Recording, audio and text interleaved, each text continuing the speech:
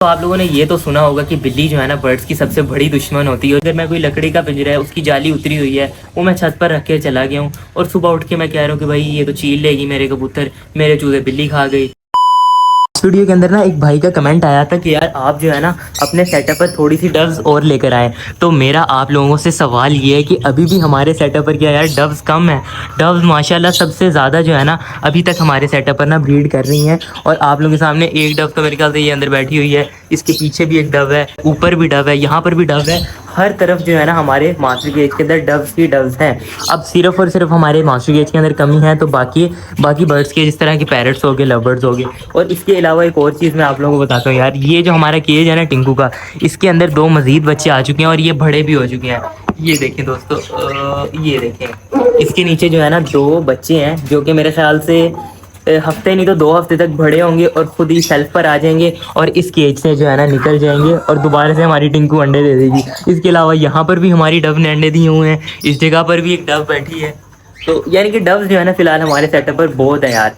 खैर अस्सलाम वालेकुम दोस्तों, कैसे हैं आप सब? उम्मीद करता हूँ कि आप सब लोग ठीक ठाक होंगे और खैर खैरियत से होंगे। तो यार फिलहाल मैं अपने ना बर्ड्स को दाना दे रहा था और इनकी बारी आई थी तो डव्स अंदर ही बैठ कर जो है ना दाना खा रही हैं। तो इनका पानी चेंज हो चुका हुआ है, इनके लिए जल्दी से बाहर से जो है ना उधर हमारे बजीज का दाना पड़ा हुआ है वो भी लाकर इनको ना डाल देते हैं।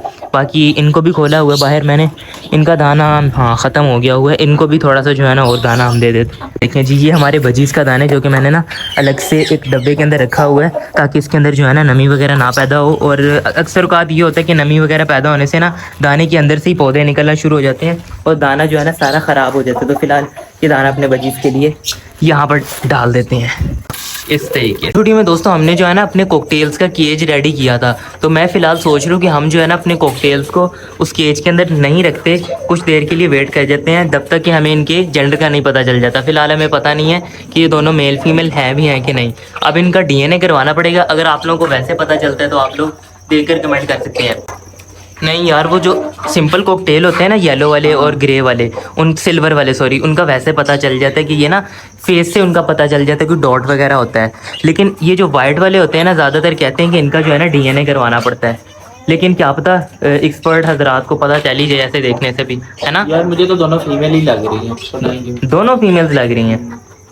अच्छा, ये तो देखने पे ही है। अब आप लोगों ने बताना है क्या ये दोनों मेल फीमेल है, ये दोनों फीमेल्स हैं, ये दोनों मेल है, ये आप लोगों ने लाजमी बताना है कि उसके बाद ही जो है ना हम इनका ये जोड़ा लगाकर जो है ना केज के अंदर रख सकते हैं। अगर पहले रख देंगे उसका फ़ायदा नहीं है।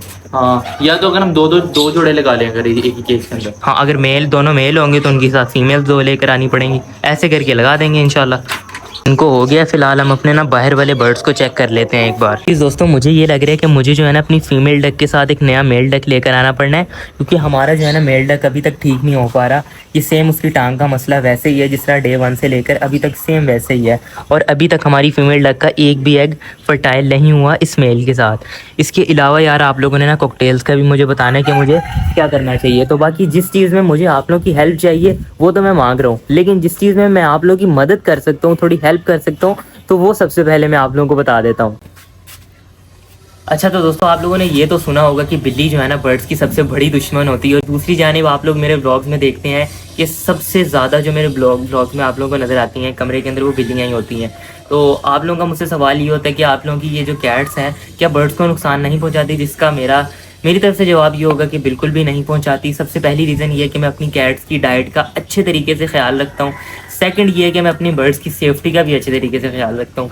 सेफ्टी किस लिहाज से, अगर मैं कोई लकड़ी का पिंजरा है उसकी जाली उतरी हुई है, वो मैं छत पर रख के चला गया हूँ और सुबह उठ के मैं कह रहा हूँ कि भाई ये तो चील लेगी मेरे कबूतर, मेरे चूजे बिल्ली खा गई, मेरी डव जो है कौवा ले गया। तो इस तरह तो हो गई जब आप लोग अपनी बर्ड्स की सेफ्टी का अच्छे तरीके से ख्याल नहीं रखेंगे। लेकिन अगर आप लोगों ने अपने बर्ड्स की सेफ्टी का भी ख्याल रखा हुआ है, अच्छा मजबूत केज है, उसको सेफ्टी से आप लोगों ने अपनी छत के ऊपर रखा है, कमरे के अंदर रखा हुआ है, फिर भी अगर आप लोगों के साथ ये कुछ हो रहा है, कोशिश कर रहा है कोई वाइल्ड परिंदा जानवर केज को खोलने की या इस तरह तंग कर रहा है आप लोगों को डेली, तो इसका एक बहुत बड़ा हल मेरे पास आप लोगों के लिए है। अगर कोई चील या कौवा करता है उसके लिए आप लोगों ने कच्चा चिकन रख लेना है या उसकी जगह बॉयल कर सकते हैं, लेकिन कच्चा ज़्यादा बेस्ट है। अगर आप लोगों को कोई कैट्स तंग कर रही है इस तरह, तो कैट्स के लिए आप लोगों को जो है कैट फूड मिलता है नोश के नाम से, उसका बेशक आप बड़ा पैकेट जो है ना ला कर रख लें अगर इतना बजट है आपके पास, ठीक है।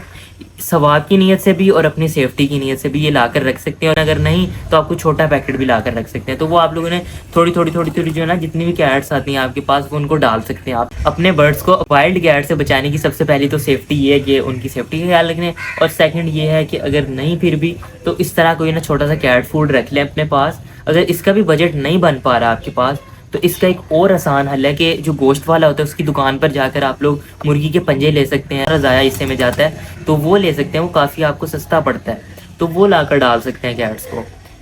तो काफ़ी ज़्यादा हल है, और इससे ये भी होगा कि आपको सवाब भी होता रहेगा, और सेकंड ये कि आपकी सेफ्टी भी होती रहेगी। तो फिलहाल मैं आप लोगों को कैट फूड दिखा देता हूँ जो कि मैंने रखा हुआ है, और अपनी कैट से भी मिलवा देता हूँ। आप लोगों को दिखाता हूँ, ये देखें, ये दरवाजे में ही आई हुई हैं। पीछे चलो यार, सारी इस जगह पर ही आई हुई हैं, और अभी जो है ना कमरे की सफाई भी होने वाली हुई है। तो इनका कैट फूड मैं आप लोगों को दिखा देता हूँ, जो इनको भी डलता है और बाहर वाइल्ड कैट को भी डलता है। देखें कुछ इस तरीके से जो है ना आप लोग इसको सेव करके रख सकते हैं। ये जार है, और इसके अंदर जो है ना वो पूरा बड़ा पैकेट मिलता है, उसके अंदर से कुछ निकाल कर जो है ना हम इसके अंदर रख लेते हैं। अब इसको खोल के दिखाऊँगा मैं आप लोगों को। ये देखें कुछ इस तरीके से ये होता है हमारा कैट फूड, जो कि आप डाल सकते हैं। ये देखिए काफ़ी शौक से ये खाती भी हैं।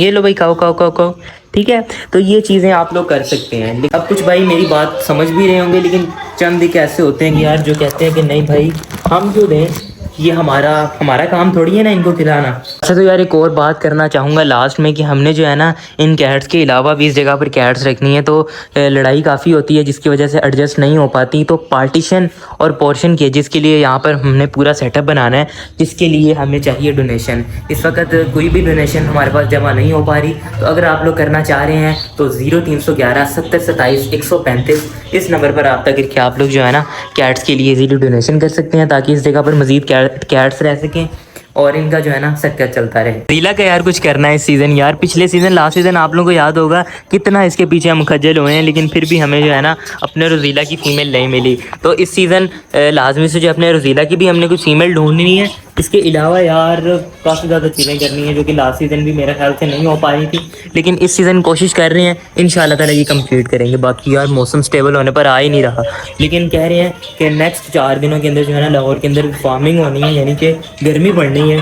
तो मेरा दिल तो नहीं कर रहा कि सर्दी, आज मेरे ख्याल से कोई 26 टेम्परेचर है दोपहर के वक्त, और रात के वक्त यही टेम्परेचर हमारा 22-23 पर पहुंच जाता है। इतनी आजकल हमारी मौजें चल रही हैं, लेकिन अब देखते हैं ये मौजें कब तक चलती हैं। दोस्तों यही थी आज की हमारी वीडियो। तो उम्मीद करता हूँ कि आप लोगों को आज की हमारी ये वीडियो अच्छी लगी होगी। कंटेंट से थोड़ा सा हटकर डिफरेंट थी हमारी आज की ये वाली वीडियो, तो उम्मीद करता हूँ कि आप लोगों को ये समझ लग गई होगी।